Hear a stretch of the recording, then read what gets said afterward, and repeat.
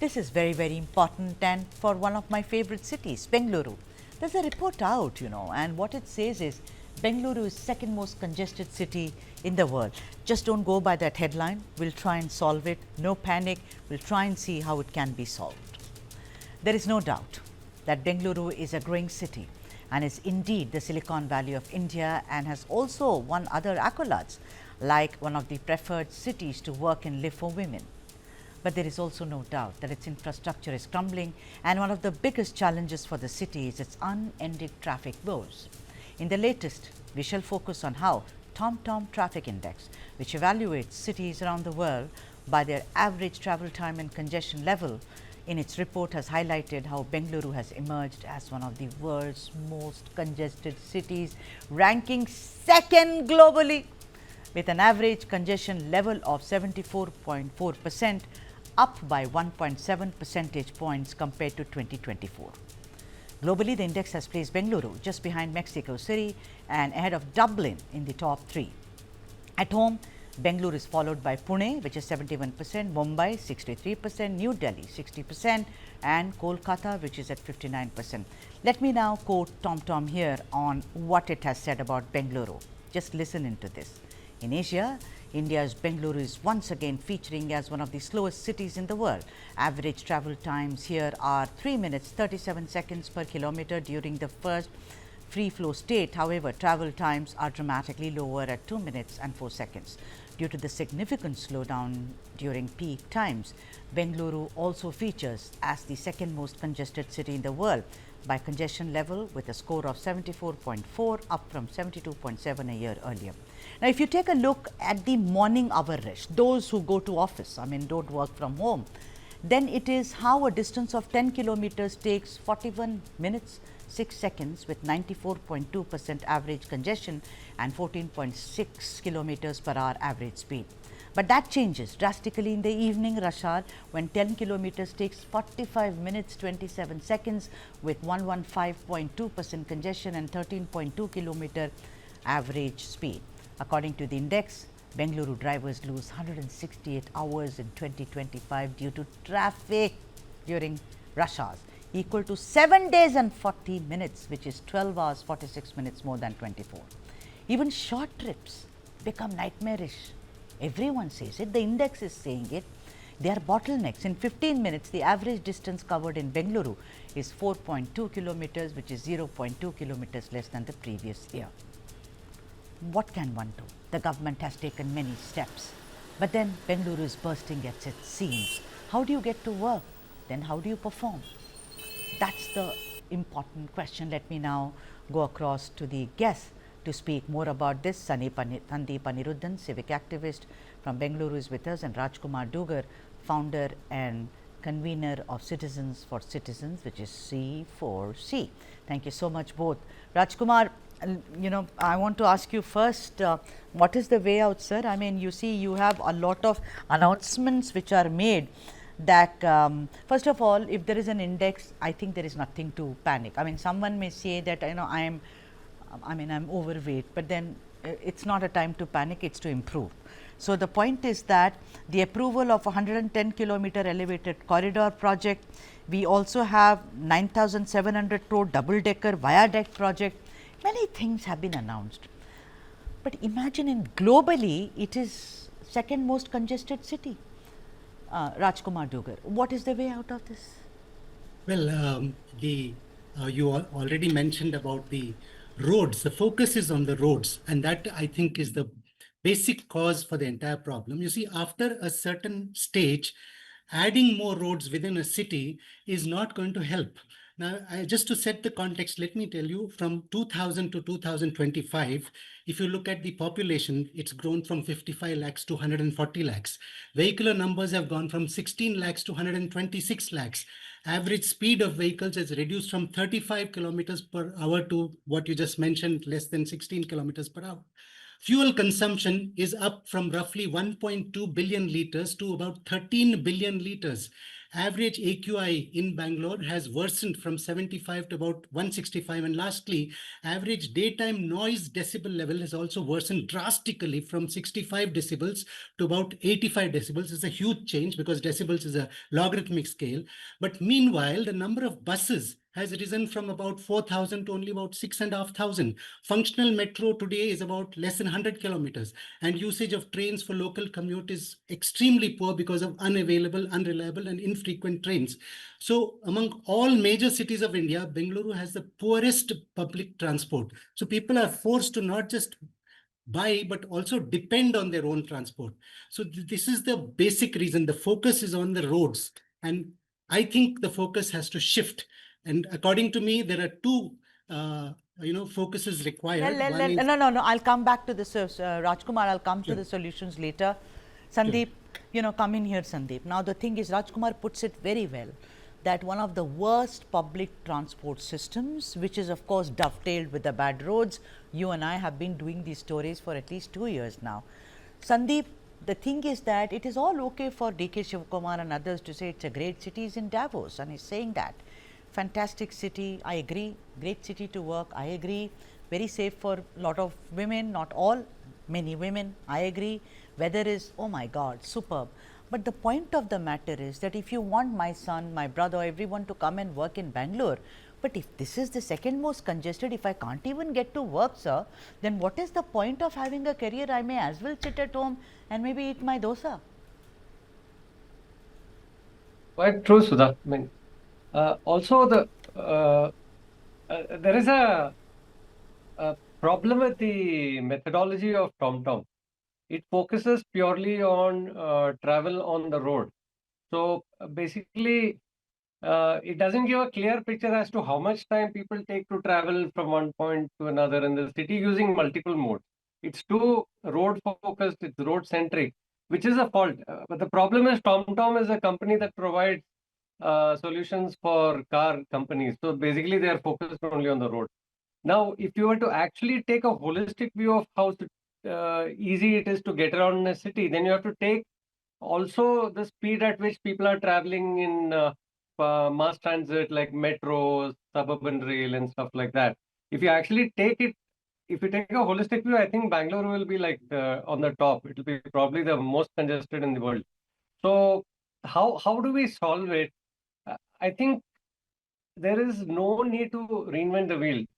Mr. Raj Dugar has touched on a few of those points. I'll give you a very simple comparison, which can make anybody understand what is wrong with Bangalore. We'll take two equal-sized cities. One is our very own Bengaluru. One is Tokyo. Bengaluru has a population of 1.5 crore people. Tokyo has the population of 3.5 crore people. It's more than double. Guess how many vehicles Bengaluru has? Almost 1.5 crores, which means every single resident in Bengaluru has a vehicle. You go to Tokyo. Can you take a wild guess how many vehicles Tokyo has? It has only 30 lakh vehicles. Almost only less than 8% of the population. So you are almost saying what Rajkumar said. No, let me tell you why. The most important part. The most important part is Bangalore now has about 100 kilometers of mass transit. That is the metro. Can you take a wild guess as to how much mass transit Tokyo has? It's 4,000 kilometers. Where is 100 kilometers? Where is 4,000 kilometers? And Bangalore does, now with all the latest addition of metro, it does about 10 lakh rides a day. Tokyo does 4 crore rides a day on mass transit. Everybody in Tokyo Sandeep, is traveling on mass transit, rail-based mass transit. I mean, even in London, you see people taking the tube. Now, there are lots of cities perhaps which do that. You're pretty much saying the same thing what Rajkumar Dugar is saying, which is it has one of the most poor public transports. In Tokyo, in London, even in New York, you see people using the underground because that is the easiest and the fastest way to go from point 1 to point Z. Rajkumar Dugar, the government has made plans, brand Bengaluru, we will do this to the roads, that nothing happens. Even now the roads are in bad shape. They do white topping, that also comes off. The point of the matter is, does it make sense at all then to have these grandiose plans of do this sky tunnel and these kind of whatever this 9,700 crore double decker viaduct project, etc., etc. Seems like we are aiming for something right there, but we are not even getting our basics right, Rajkumar. Absolutely. In fact, I am very clear, and there is no rocket science here. More roads is more vehicles, and more vehicles lead to more roads, and that it's a vicious cycle. Yeah. So the thing is, we have to go after low-hanging fruit, and this is no rocket science. Across the world, people have understood and implemented that the very basic thing required is a very robust, effective, efficient, and extensive public transport system, where we are completely, as a tech city, we are lacking, we are way, way behind. Forget the world. I mean, what Sandeep said is absolutely right. But within India, we are one of the worst public transport systems among major cities. Mumbai carries 70 lakh people by trains, and they work so efficiently. What I'm trying to say is there is no compromise on a public transport system, and this is the low-hanging fruit. We want to go high up on the tree and pluck major fruits right up there on top. We'll fall down and hurt ourselves. These tunnel roads, double deckers, they may sound good, they may look good to, to be projected part of brand Bengaluru, but where is the walkability? Where is the cyclability? Where is the bus services? Where is the metro? Where is the suburban rail? I mean, I must say this. A project which was sanctioned in 2020 is going to be completed by 2030. We're talking about 10 years in a tech city for constructing 150 kilometers of suburban rail. We should have had it long ago. So this is the problem. There is one more aspect I would like to focus on to improve the situation. There is something called as Beyond Bengaluru as a policy of the government of Karnataka. I think that's an excellent policy. It should be implemented in letter and spirit. Why do I say that? Because the entire growth in the state is focused in and around Bengaluru. Every new project comes around Bengaluru. What about the rest of the state? Let them develop, let the other districts develop, and we must have excellent connectivity to Bengaluru. Today from Bidar, which is the northernmost part of Karnataka, to come to Bangalore, we take 13 to 14 hours. That's not good. People will put up projects there if we reduce the connectivity. Yeah, so what you're saying is too much time is taken. There seems to be a mess. Why am I even mincing my words? Sandeep, the thing is, I've asked this question many times, but I think each time people of Bengaluru need such an answer.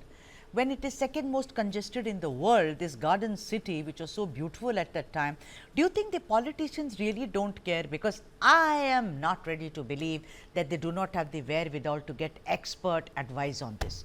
Somewhere they don't care. They don't care. Actually, they don't care, because every politician in India only is concerned about the 5-year term that they are in office. They don't care if the city improves after that or not. So what they do is, they typically announce projects which they can cash out in that 5-year period. They're not interested in long-term sustainable infrastructure like railway systems, because they take a lot of time to implement. So what they do is they go after these flyovers and tunnels and all that stuff, which will not improve the situation in the city. It will only make it worse. But they will cash out, they will take kickbacks, and they'll walk away. This is what is destroying the city. And see, we have been one of the most congested cities in the world for the last maybe the TomTom lists us every year for the last 5 or 10 years. So aren't these politicians concerned about it? Shouldn't they have a strategy? And what strategy do they have? No, they have none. No strategy. They have no strategy. October 31st was there, Sandeep, 31st October, you and I did a story. I mean, we were on a discussion. 31st October was when they had decided, GBA and the Chief Minister, everyone, that the roads will all be mended. What happened? 31st October, next 31st October is going to come. We can all sit here and do the same story again. So they are not. At the core of this problem is lack of planning. There is no master plan for the city. There is not supposed to be the tech capital of the God knows what universe. You will only plan if you have an intent, right? If I want to sit for an exam, I will plan how I am going to study. I'll have an Excel sheet. There is no intent here. Like you say, you've spoken about the 74th Amendment so many times on this show. You've spoken about citizens' initiatives. What has happened? Now, GBA has also come in place of BBMP. You think things will improve? There is absolutely no improvement. So, I am saying there is no intent. It seems to be a city which is being thrown away and thrown under the bus by none other than the politicians, and that is the biggest pity. that it is to. As a concluding remark, 10 seconds to both of you. Sandeep, you go first. First of all, see, since you brought up 74th Amendment, as long as the state government politicians control the narrative of the city, this is exactly what will happen. They are not interested in improving the city because they're not answerable to the people of the city. We need to have a decentralized, devolved government which is unified. Only then, and we should also empower the Metropolitan Planning Committee and have proper master planning. These two things will solve the planning and governance of the city, which will be answerable to the people of the city. That's when we'll start seeing improvement in terms of strategies and plans. Second thing, what Raj touched on is you need not only planning for the city, you need planning across the state and across the country. There is no planning. Yeah, Rajkumar, my apologies, but the time is up, and thank you both. It was so wonderful to have both of you. What a lovely conversation that was. Thank you indeed. Thank you, guys.